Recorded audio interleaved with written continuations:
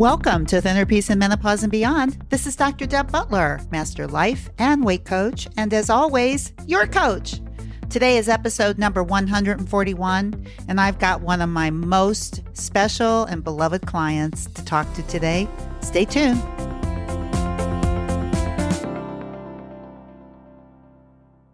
Hi, everybody. How are you today? We're into the holidays. Ho, ho, ho. And so I thought that I would love to introduce you to one of my clients today who has been on a special journey with me. And she has had so many aha moments, and I've loved every minute of working with her. And I thought maybe she could share some of her experience with you, because I know how much it helps you to hear other people who have gone through this. And with her, she was one of you. She didn't have enough time for herself. What a concept. She didn't think she was worth the time, and she was not a priority.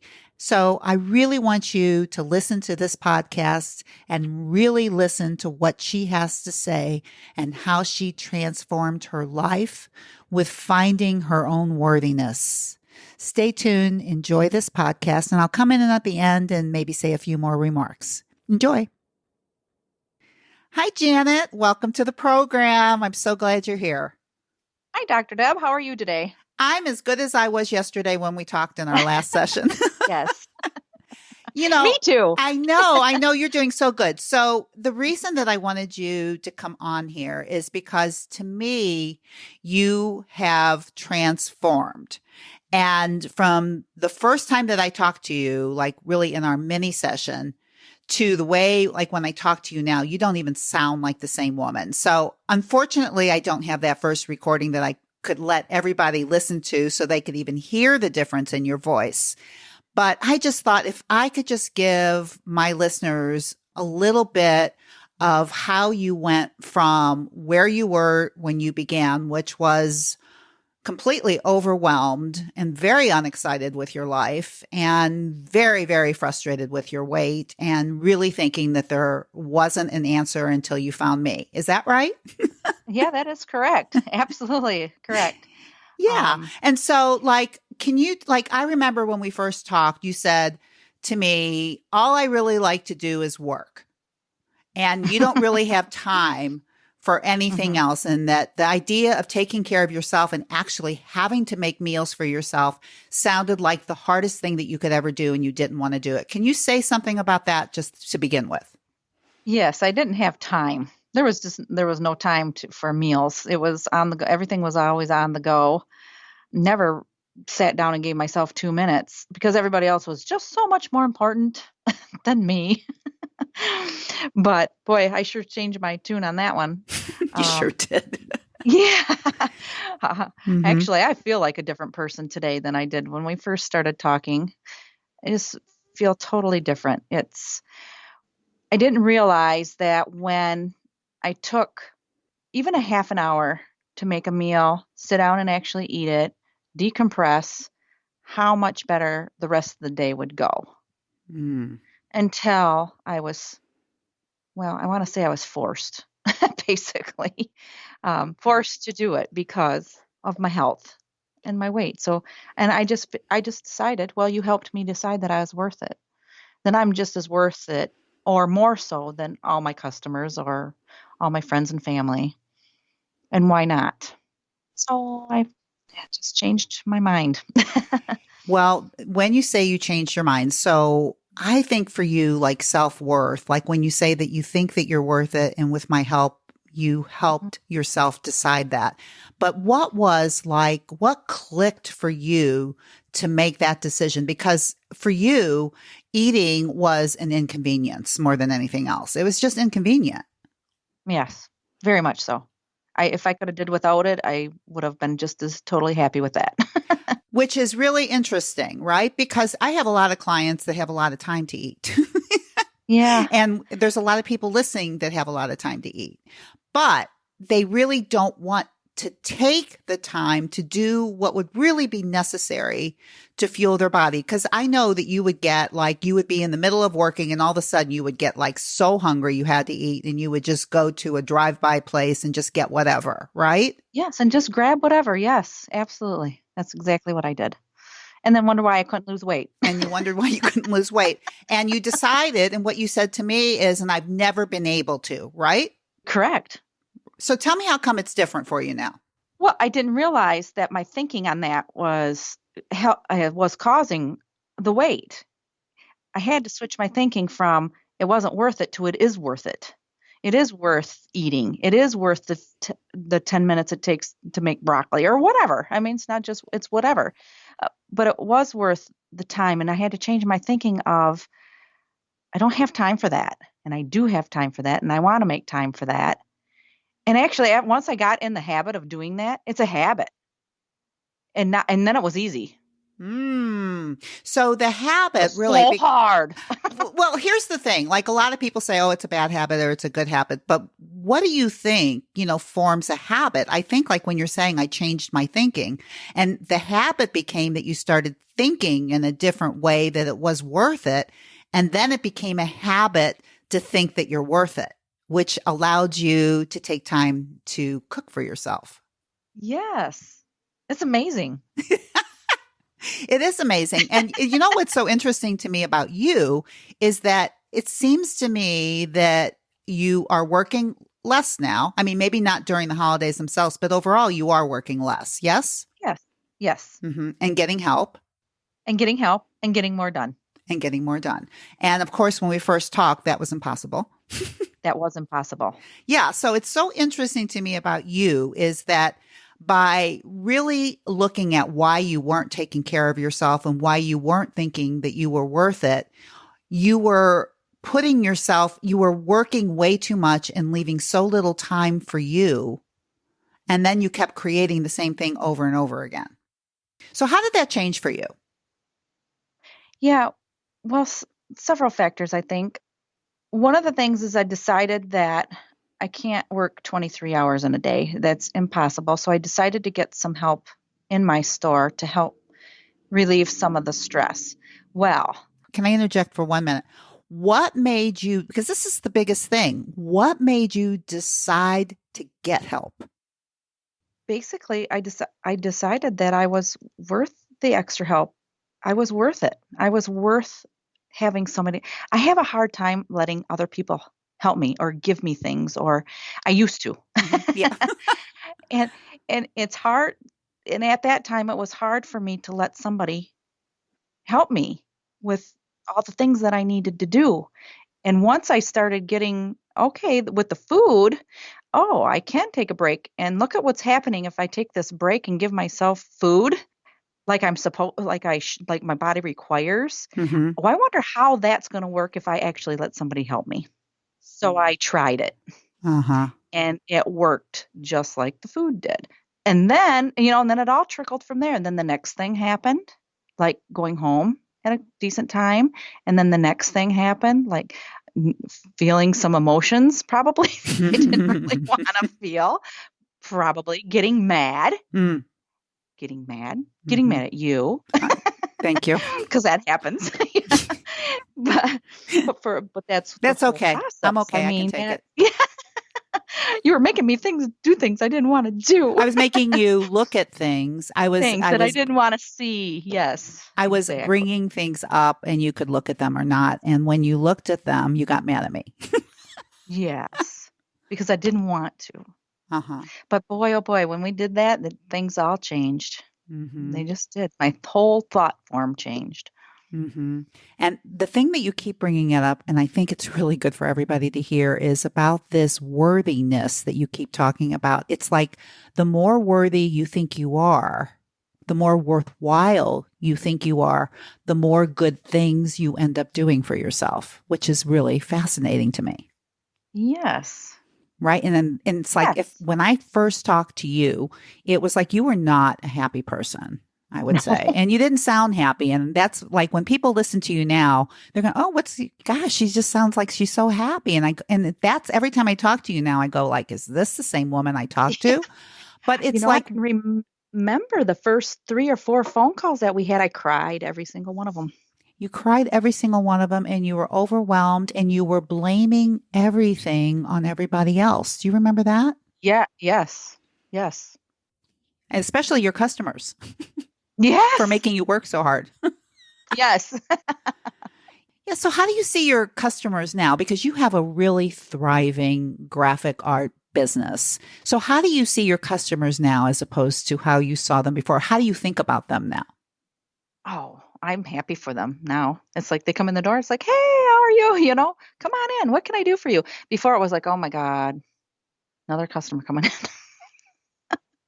And now we have a nice conversation and out the door and everything's easy. Everything just flows easy. Mm. And I think what I'm thinking is that I'm happy to see them. I'm glad you're here. Thanks for coming in to see me and not the competition right across the road. Mhm. And what do you used to think before? Oh, it was like they were bothering me.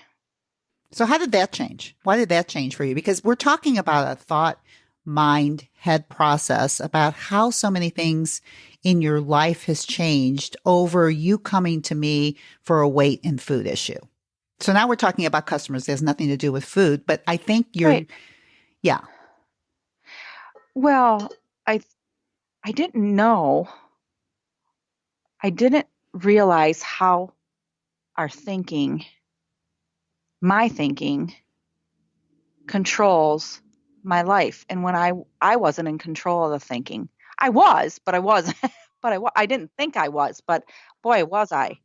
And when I figured out, and you helped me figure out how I was in charge of what I was thinking, and I can think whatever I want to think, but I'm in charge of it. So once I be very aware of what I was thinking and why am I thinking like that? You can change that if you want to. And I'm telling you, it didn't happen like right overnight, right. but it happened quickly. Hmm. It did happen quickly because I decided that's what I wanted. I wanted something different. So once I decided, it just went. Mm. It's, and really, do you think it's like, it's not like, because a lot of people say, well, just tell me what to think so I can think differently.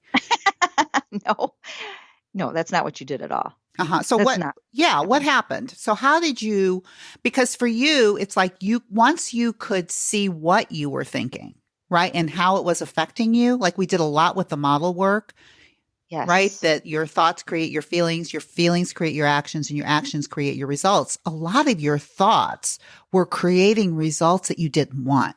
that's exactly right. And once you could see it, Hmm. it's like organically just started changing the way that you thought.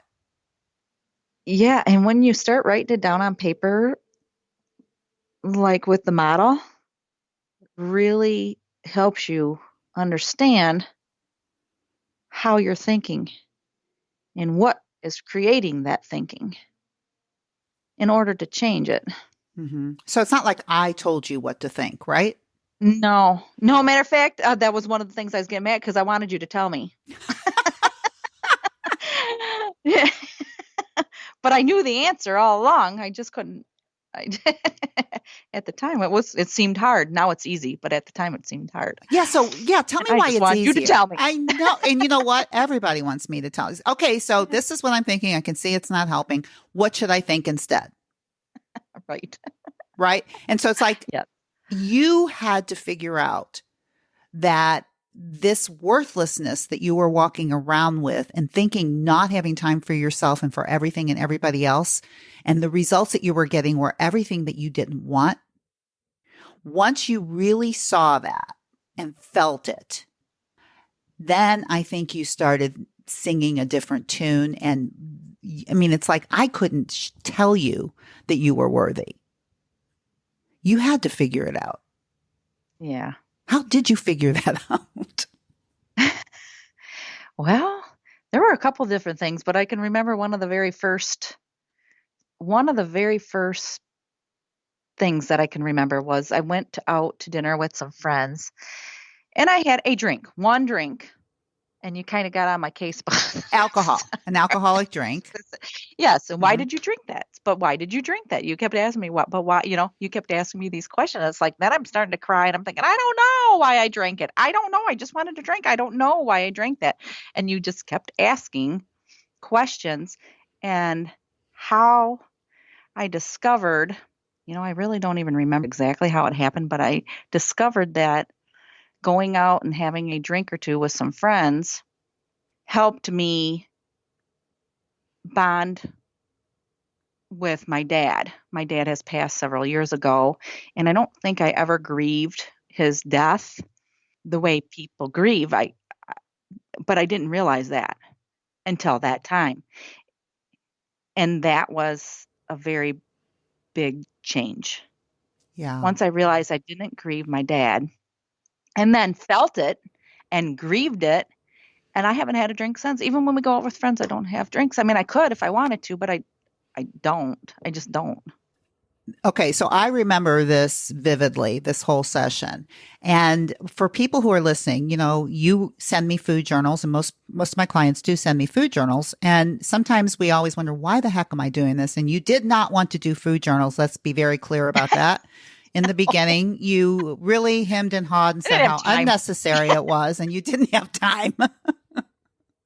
Right. And of course, now every week I get my food journal, your food journals, everything is in order all the time. And on one of these food journals, you had an alcoholic drink on there, which to everybody that's listening, could I care less? No. About the alcohol? No. But it was just interesting that was in there and that you don't really drink that much. And so I always question things that just get my attention. And so you were out with friends and you had one drink. And all I wanted to know is, why did you drink that? And it was like it turned into this huge Real. epiphany. It did. Right. And that's why food journals are so important. And you didn't think anything of it. It's like, oh, it's just a drink. No big deal. Yep. Right. I But didn't. I know you didn't. It was amazing. I know. And for people who are listening and they're writing things down and going, well, that's no big deal. Sometimes you don't really know why some of these foods that end up in your mouth or drinks, a lot of times you really don't understand why, as you did not. And a lot of times I don't know either. That's why I just ask questions. I just wanted to know. Like, really, all I was looking for is like, I just wanted to have a drink with my friends and it's no big deal. But it was like, I don't know why I'm drinking. I don't even like alcohol. That's where you were going. Mhm. I don't even like That's to what I drink. said. Yeah. That's what you were saying. I don't even like to drink. I don't even know why I did that, which really was fascinating to me. Because, like, why would you drink if you don't even like it and you don't even want it? And what came out of that began with that you wanted to be able to connect with friends, which a lot of people drink alcohol because they think it helps them, which of course, not really true. But then it's like it became so much deeper. It was like it just went into your heart, that question about connection and alcohol. It did. It was such an aha moment for me, for you. And for so many people, that the thing, sometimes we're trying to fill ourselves up with food or alcohol not to feel something. Yep. That's exactly what I did. I've done for 30, probably 40 years. 40 years of not feeling. And really, Janet, how long? I mean, once we talked about it and you really did sob. Yeah, I did. But then it was like it was over. Yeah. It was, yes, absolutely. It's like, oh, that wasn't so bad. So it was Look at that. it was like 30 years of resisting and not wanting to feel. Mm-hmm. And then literally, I think around 90 seconds of really sadness. Yeah. Yep. So what would you say to people? Seriously, though, Janet, for you, what would you say to people who are so frightened of these feelings? Well, I'll tell you one thing I didn't understand at the time. It was okay to have these feelings. It's okay. It's okay to be sad and it's okay to grieve and it's okay to be mad if you want to be mad. It's okay to do those, have those feelings, to feel those feelings and just let them be and just let them feel. I don't know that I understood that before. What did you think? I thought I had to be tough. I thought I had to be tough for my family. I thought I had to be tough for, my workers. I thought I had to be tough for my kids. I thought I was the supporter of the family. I'm the one that holds the family together. But I'm not. I thought I was, but really I'm not. I can grieve and cry be sad and be angry if I want, but I didn't know that. I did not know. I didn't know it was okay to have feelings. You thought that that you couldn't be strong and have feelings. Yes, exactly. I couldn't be strong and have feelings Mm-hmm. and just let it flow and be okay with it. Yeah. So now that you don't think that you're the one that holds the family together, because that's just a thought that you had. And in order to hold the family together, you needed to be strong and not feel anything. I mean, that's basically what was going on in your head, right? Oh, geez, yes, and don't let anybody see you cry or anything, or be mad, or any of the feelings. Mm. Don't show anybody those. You're Hmm. supposed to be happy all the time. Right. And how much weight did that put on? A lot. That's exactly.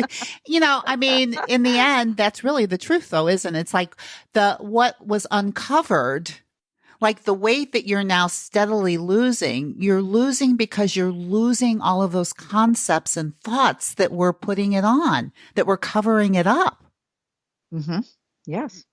And it's like underneath of that is a brand new Janet, Uh-huh. whose life is exactly the same. Like, let's tell everybody right now, basically, your life is exactly the same as it was when we first started talking, right? You still have your business, your family, your friends, whatever. Exactly. But you have turned into the most, I keep going to happy because you were so unhappy. It's like every time I talk to you, I go, "Hi, Janet, how are you?" "I'm fantastic," every single week. It's like so boring. But I mean, I know that you really are. And it's not like that things don't happen in business or whatever that are always happy things, but it's the way that you're managing it now. Yes. My thinking is totally different. As you keep saying that, Totally. you keep Yes, saying it that. is. I love it. I Yeah. know it. I love it too for you. And so, one of the things that we talked about, and I'm kind of changing the avenue just a little bit, but one of the things that we just got through talking about in one of our last sessions, because we're getting ready to end the program that we've been working in. And one of the things that we talked about is that was a really aha moment for you, because you and I both know that you can eat whatever you want, right? Yes. Okay. Yes. And I think before you came in and started working with me, you thought you couldn't eat whatever you want. And that was what your problem was, is that you wanted to eat everything you wanted. Yeah. I didn't want to be so picky about it. I wanted to eat whatever I wanted. I didn't want to have anything to do with food, but therefore I just wanted to be able to eat whatever I wanted, so didn't have to worry about it anymore. So my stomach would growl and I would thinking about it. I didn't want to think about it, but yeah, that's changed. I still don't think about food so much, but it's in a different way. Now when I eat to fuel myself. And if I want to have something like a cookie or whatever, well, Like a joy food. I just plan for it. Like Christmas is coming up, I'm going to plan probably to have a Christmas cookie on Christmas Day. Whether if I want to. But I also know, and one thing that you've taught me or made me think of is there's a consequence to that. I can eat it if I want. And the consequence is, well, maybe I won't lose a pound this week or whatever the case may be or whatever, but I'm okay with that. I never gave myself permission to do that before. It was, oh, I ate a cookie. I'm going to gain 3 pounds tomorrow, But that's how I beat myself up every time I ate anything. It's like, oh my God, I just ate that. I can't believe I just ate that every time. And now it's, oh my God, I can't believe I just ate that. That was so good. That So was you actually get to really taste it. So good. you actually get to taste it if you Yes. decide to eat it. Yes, it's the same thinking, but with different things. It's crazy. Yeah. And so like, I think like what you're talking about is one of the things that we talked about is that you can plan, during the holidays or whatever, if there's food that you want to have. I just ask, I think in the stages that we're at right now, is that you plan it a day ahead of time and you just think about it with your prefrontal cortex, like what you want to have, like if it's a cookie you want to have or the drink that you want to have or whatever it is that you want to have, you think about it while you can think about it. Right? Right. And when you're making that decision, you also can think about the consequences of that decision when you're thinking about it. So if you're deciding that you want to have a totally exception meal, all I say is go ahead and have it, but just know what the consequences of that can be. It might increase your urges. You might gain weight. You might not feel good the next morning. Be ready for all of that. Don't be surprised by it. Yes. And then, yes. And that was a big turn for me. Yeah, so say a little bit more about that because I really love the way you talk to me about that. It's like this consequence thing is just phenomenal. It is. That really, I never thought about it as a consequence before. It's like, why can't I? Everybody else is eating that. Why can't I eat it? And when I eat it, why do I gain 5 pounds? It's not fair. That's Uh-huh. what I always said to That's a good myself. one. But then when I put when you told me about the consequence, well, that's the consequence of you eating that. I was like, what? A consequence? That was a consequence? It's like, holy cow, it is a consequence. Holy smokes.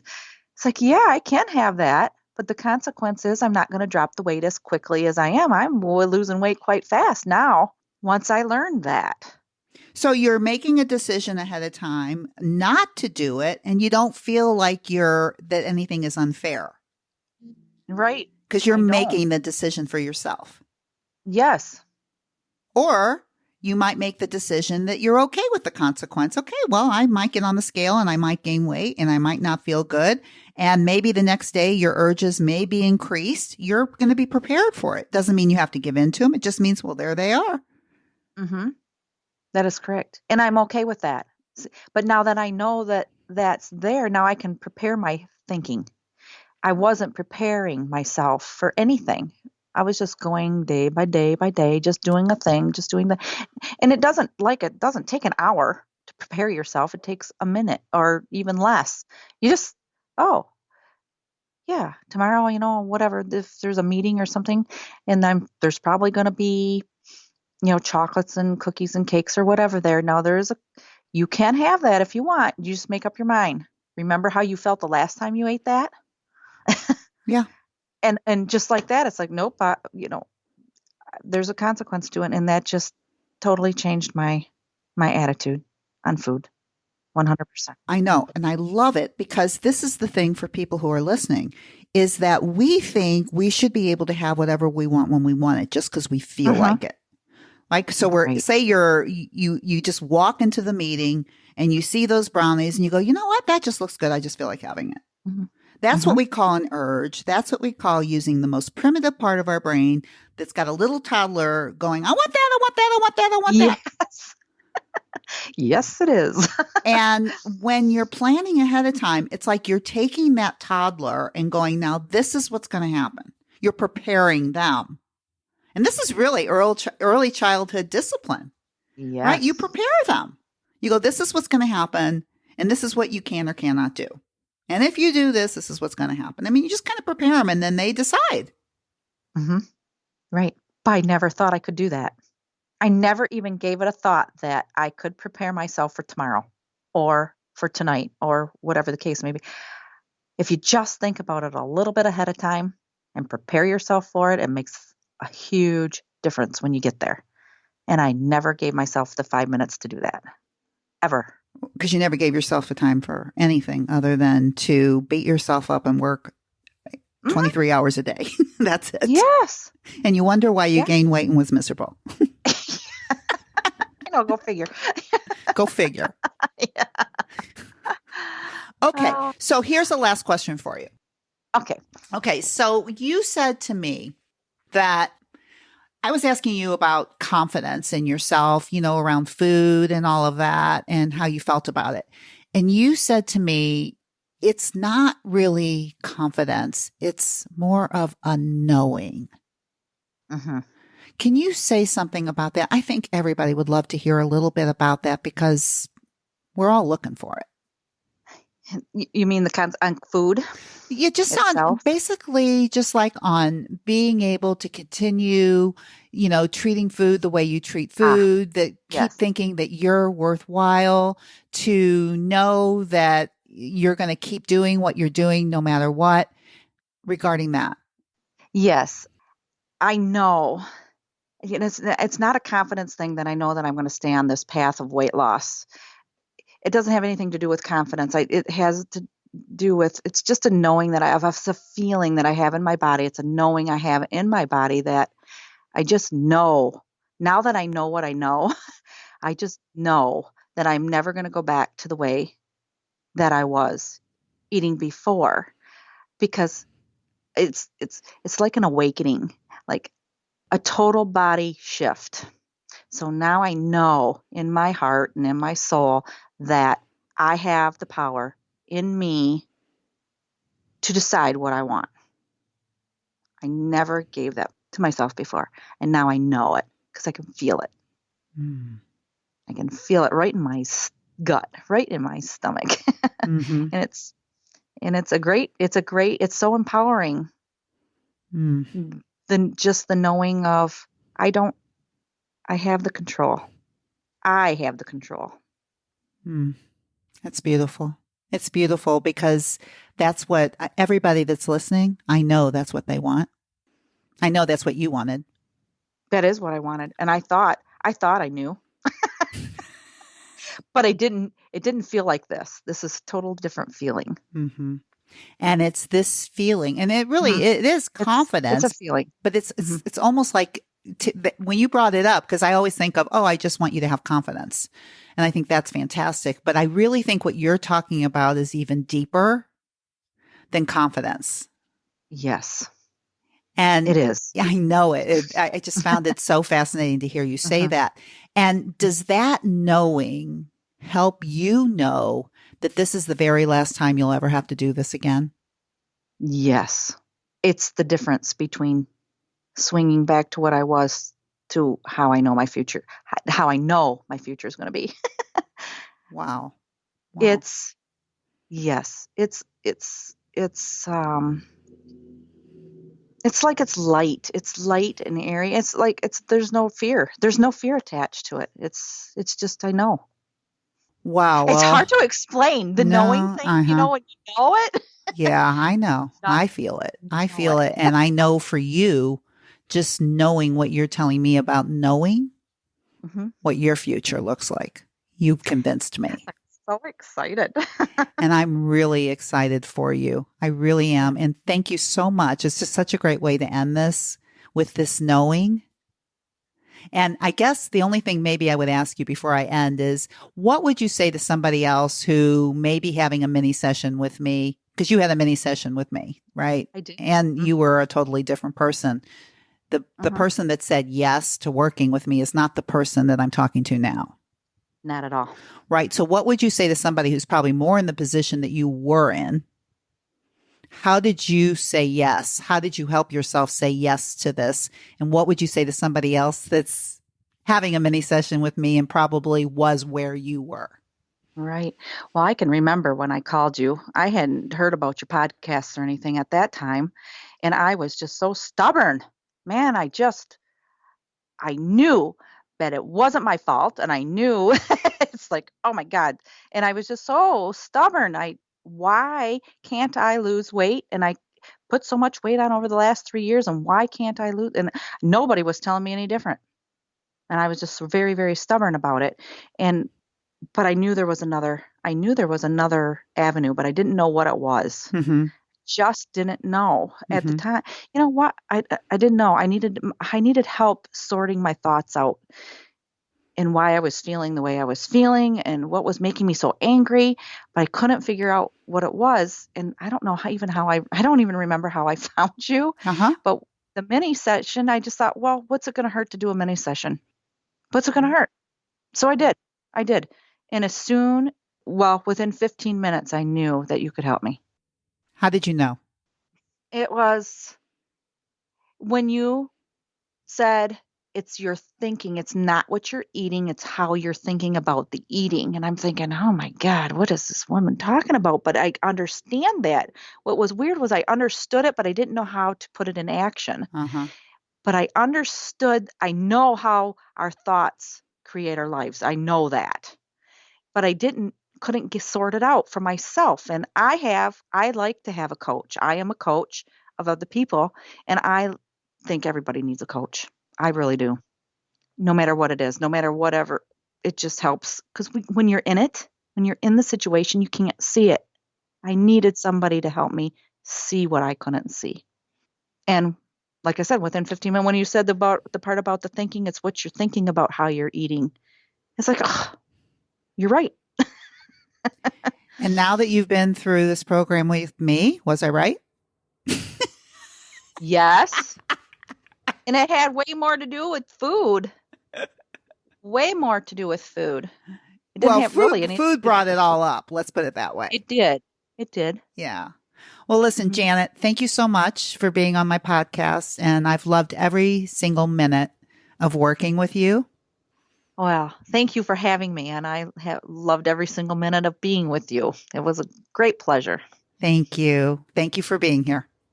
You're welcome. Thank you. All right. Bye-bye. Bye-bye. Well, what did I tell you? Janet is truly amazing. And, she said a lot about her thoughts and how her thoughts have changed. And I know that sounds like a simple concept, but because you've been listening to my podcast for a while, that it's a lot harder to put into action, even though the concept seems so simple. So even though she is a coach herself, it really wasn't until she allowed somebody else other than her own brain to look at her brain that she started seeing her stubbornness. She started seeing her resistance to her own feelings, that she thought by feeling feelings, she wasn't being strong, and that she felt sorry for herself because she had to actually take care of herself. Right? And really, you saw the transformation. You heard it on that podcast, is now she has a worthiness that nobody can take away from her, which is why this will be the last time that she ever does it, is because once she sees her own worthiness, you never go back. She'll never go back. You heard that. The other thing that she said that I want you to be really aware of is this knowing. She knows it deep down in her body. She knows that this is just the way she will be.